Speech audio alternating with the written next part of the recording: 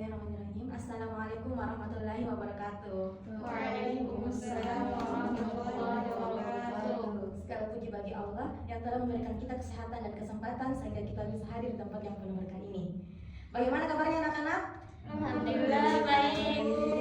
Ya, alhamdulillah baik ya. Sebelum kita mulai pelajaran, mari kita berdoa. Berdoa dimulai. Bismillahirrahmanirrahim. Allahumma inna nas'aluka ilman nafi'an wa rizqan thayyiban wa amalan mutaqabbala. Baik, Ibu absen dulu ya. Syaimah, Ada Bu. Halimah, Ada Bu. Habibah, Ada Bu. Rara, Ada Bu. ya, semua ya. Baik, hari ini kita akan membahas materi tentang Al-Quran Hadis pedoman hidupku.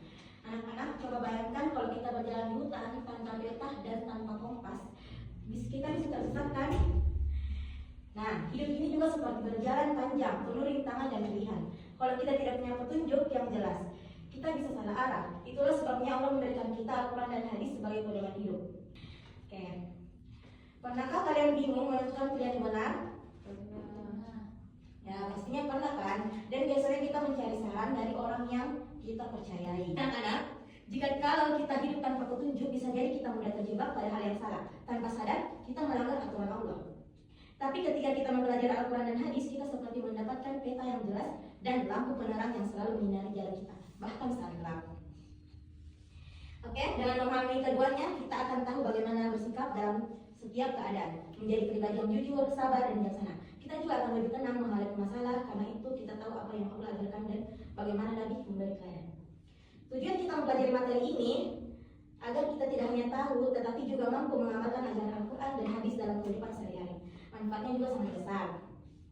Kita akan lebih mudah meraih kebahagiaan dunia, keselamatan di akhirat, serta menjadi pribadi yang bermanfaat bagi keluarga, masyarakat, dan agama. Ingatlah, orang yang berpegang pada Al-Quran dan Hadis tidak akan pernah tersesat karena ia selalu berada di bawah bimbingan Allah. Karena kita akan masuk pada kompetensi inti dari pelajaran kita.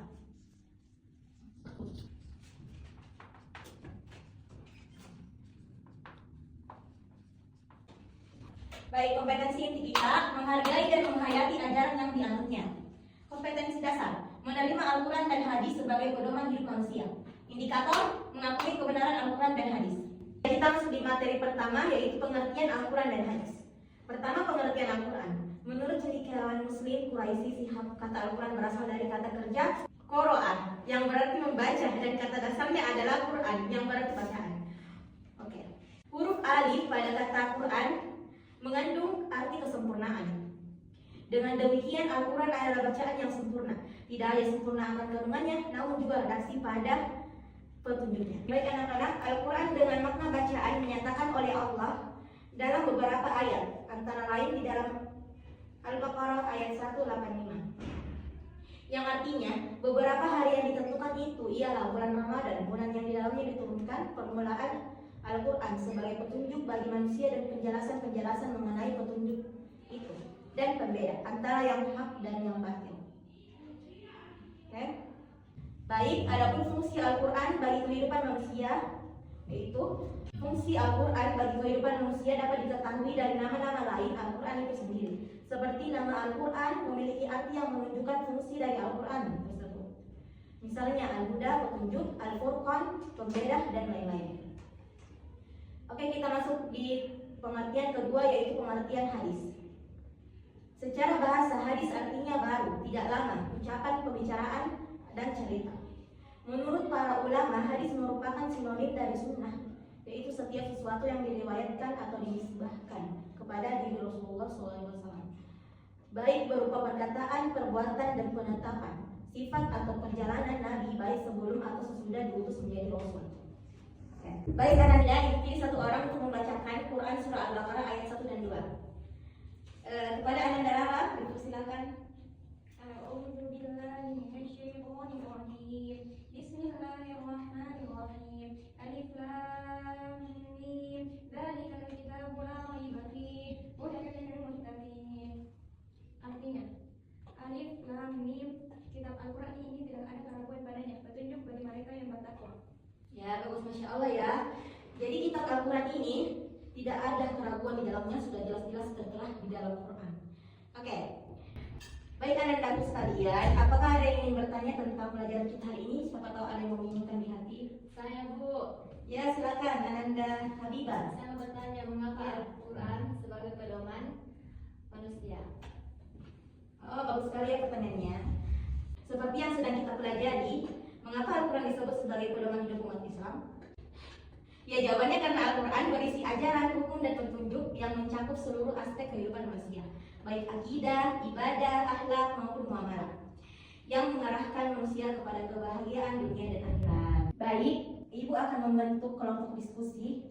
Silakan kalian berdiskusi tentang pelajaran kita hari ini. Ibu beri waktu 1 menit. Setelah berdiskusi, apakah ada yang ingin ditanyakan lagi yang masih mengganjal di hati? Tidak ada Bu. Oh, kalau gitu Ibu yang bertanya ya. Coba berikan contoh penerapan ajaran Al-Quran dan hadis dalam kehidupan sehari-hari. Coba simak.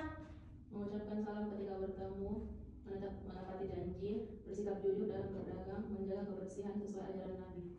Oh, bagus sekali ya. Tentunya masih banyak lagi ya yang kita bisa terapkan dalam kehidupan sehari-hari. Nah, baik anak-anakku. Alhamdulillah kita sudah mempelajari bersama bahwa Al-Quran dan hadis adalah pedoman hidup yang akan menuntun kita menuju kebahagiaan dunia akhirat. Semoga ilmu yang kita pelajari hari ini bisa kita amalkan dalam kehidupan sehari-hari. Walaupun dimulai dari hal-hal kecil seperti berkata jujur, menepati janji, dan saling menghargai. Oke, untuk tugas rumah silakan kalian mencari satu ayat Al-Quran dan satu hadis yang berisi tentang pentingnya mengikuti petunjuk Allah dan Rasulnya. Tulis ayatnya beserta artinya, lalu jelaskan maknanya menurut kalian masing-masing ya. Insya Allah kita akan bahas bersama pada pertemuan berikutnya. Tetap semangat belajar menjadikan Al-Quran serta hadis sebagai sahabat hidup kita. Mari kita tutup pembelajaran kita dengan mengucapkan doa kafaratul majelis. Subhanakallahumma wa bihamdika asyhadu an la ilaha illa anta astaghfiruka wa atubu ilaika. Baik, akhiri syukran wa jazakumullahu khairan. Assalamualaikum warahmatullahi